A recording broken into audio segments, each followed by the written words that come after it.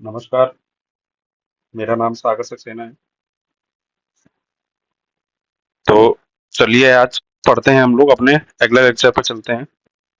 वैदिक एज ये generally start हुआ था 1500 से 600 बीसी तक चला था ये एज।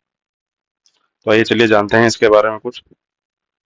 तो जो वैदिक एज है इसमें जनरली आर्यंस के बारे में बातें की जाती हैं और उनके लिटरेचर के बारे में, कि जो भी भाई उन्होंने जो उनके साहित्य जो उन्होंने उस पर काम किया था उस टाइम, उसके बारे में बातें की जाती हैं।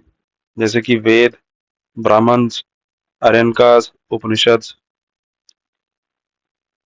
जो आर्यंस हैं इनके लिए कहा जाता है कि ये सेंट्रल एशिया से आए थे और ये यहाँ पे ईस्टर्न अफगानिस्तान, पंजाब और उत्तर प्रदेश में सबसे पहले आके सेटल हुए थे।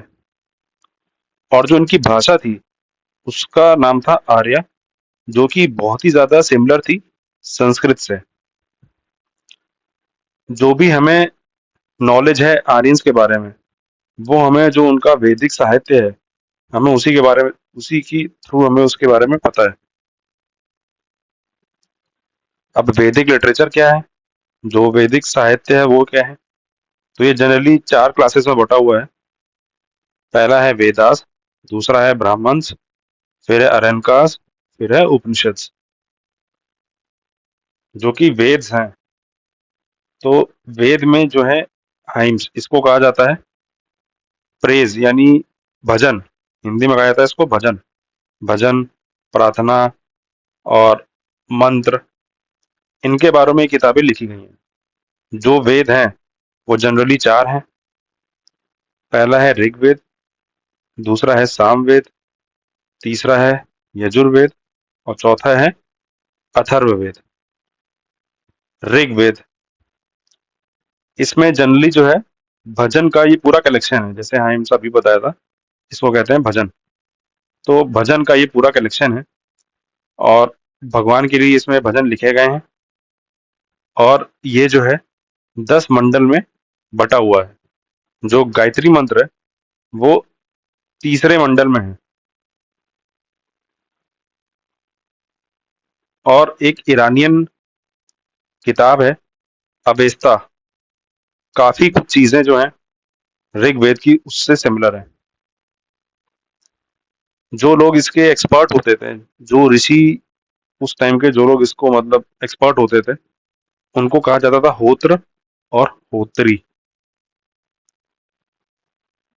जो 10वां मंडल है उसमें है पुरुष सूक्त, जिसमें कि वर्ण सिस्टम के बारे में बताया गया है।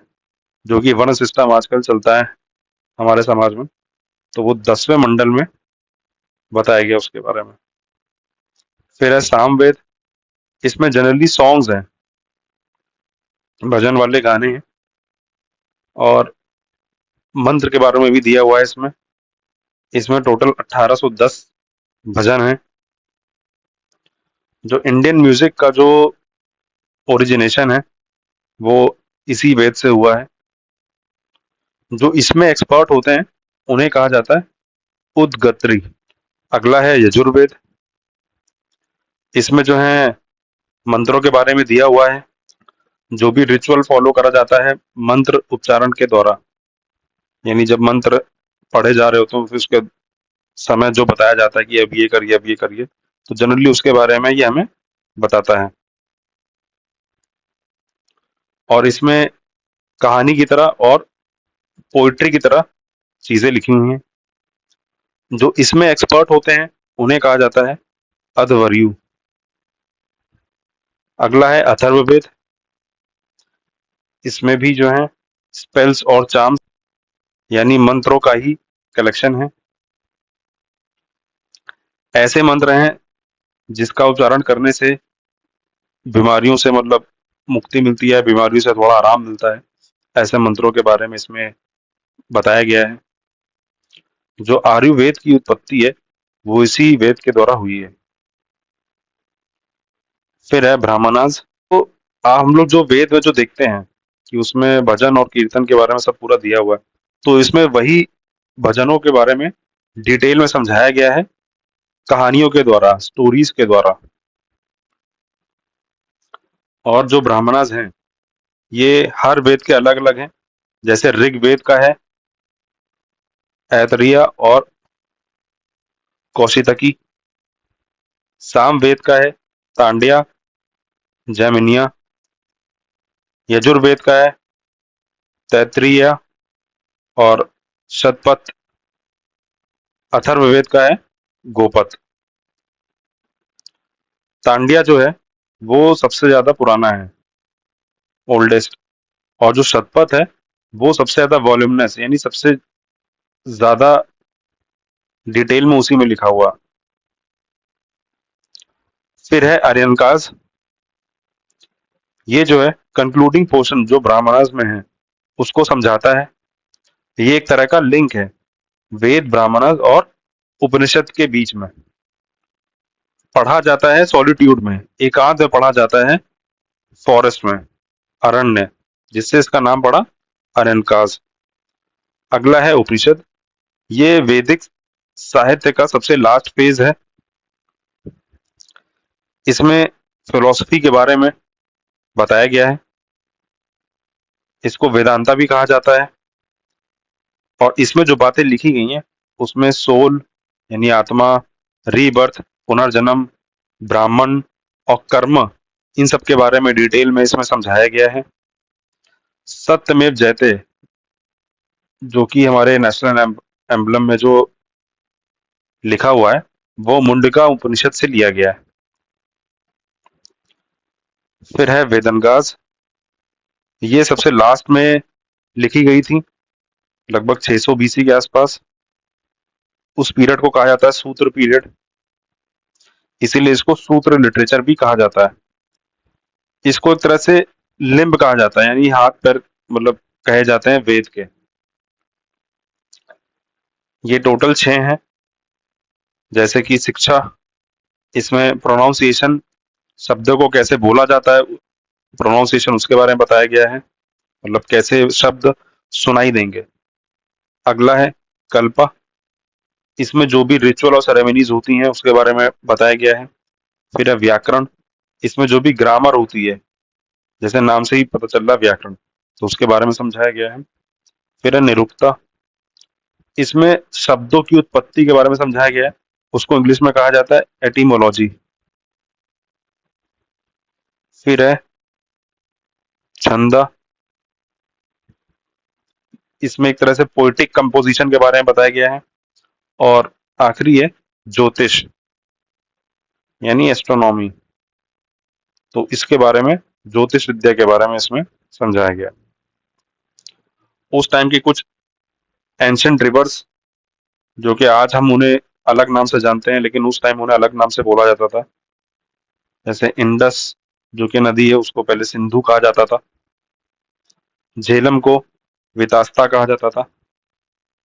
चेनाब को अस्किनी कहा जाता था। रावी को परुशिनी कहा जाता था। ब्यास को विपासा।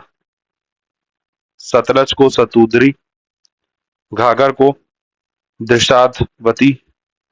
और गोमती को गोमल। ये हमने कुछ नदियों के बारे में पढ़ा है, और भी थी लेकिन हमने जो मेन मेन थी उनके नाम यहाँ पे पढ़े हैं। फिर उपवेद भी उसी टाइम लिखे गए थे। जैसे कि सबसे एक फेमस है गांधर्व वेद। इसमें जो है नृत्य, ड्रामा और म्यूजिक के बारे में बताया गया है। फिर आयुर्वेद, इसमें मेडिसिन के बारे में बताया गया है। फिर शिल्प वेद, इसमें आर्ट और आर्किटेक्चर के बारे में समझाया गया है। और धनुर्वेद, ये जो है आर्ट और वॉरफेयर के बारे में बताता है हमें। जो उस टाइम का जो वैदिक एज था, तो उस टाइम के क्या फीचर्स थे, मतलब उस टाइम समाज कैसे रहता था, किस तरह का समाज था। तो जो ट्राइब था उसको कहा जाता था जन। यानी जो भी वो समाज होता था, जो भी कुछ लोग उसमें रहते थे, एक कोई ट्राइब में, उसको कहा जाता था जन। और जो उनका चीफ होता था उसको कहा जाता था राजन। दो तरह की असेंबली होती थी उस टाइम, सभा और समिति। उस टाइम पे भेड़ चराना जो है एक तरह का मेन ऑक्यूपेशन था, और खेती बाड़ी करना ये सेकेंडरी ऑक्यूपेशन था।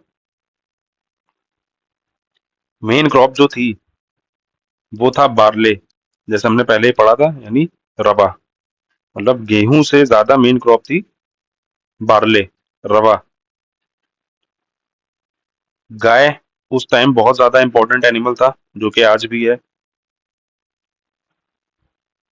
इंद्रदेव जो थे, वो उस टाइम के मेन गॉड थे, मेन भगवान थे, जिनके बारे में सबसे ज्यादा मतलब पढ़ा जाता है। उस टाइम सबसे ज्यादा उन्हीं के बारे में मतलब चर्चा की गई थी वेदों में।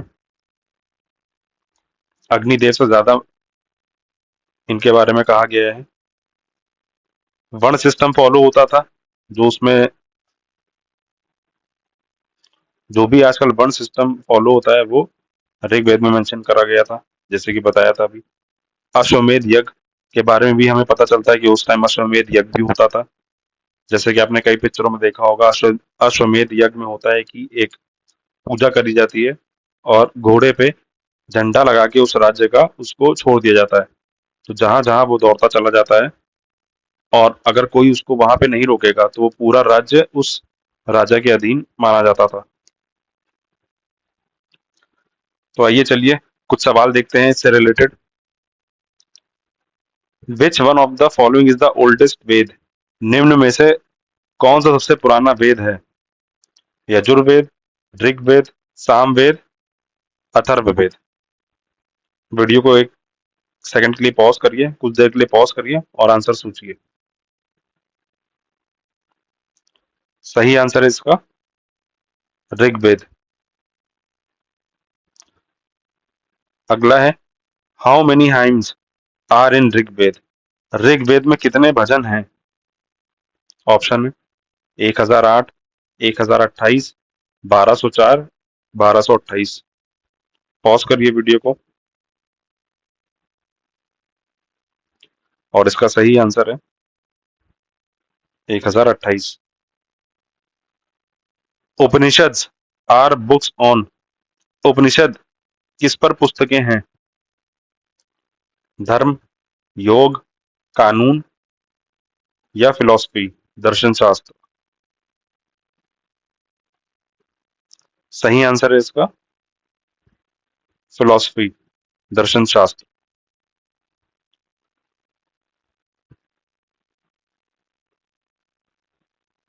वैदिक नदी अस्किनी की पहचान निम्नलिखित में से किससे की जाती है?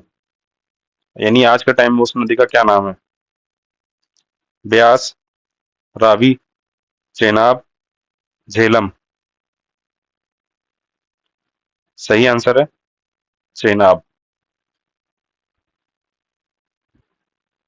सबसे अधिक संख्या में ऋग्वेद में भजन किसको समर्पित हैं? अग्निदेव, ये सारे देवताओं के नाम है। तो अग्निदेव, इंद्रदेव, रुद्रदेव और विष्णु।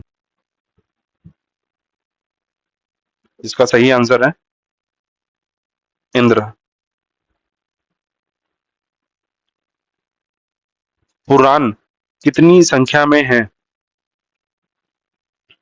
ऑप्शन है आपके 16, 17, 18, 19। सही आंसर है इसका 18। Originally Mahabharata is known as. मूल रूप से महाभारत को किस नाम से जाना जाता है? यानी उस टाइम किस नाम, मतलब और क्या नाम था इसका? बृहत कथा, ब्राह्मण, बृहत संहिता, जया संहिता। सही आंसर है इसका जया संहिता। चलिए मिलते हैं आपसे अगले लेक्चर में। धन्यवाद।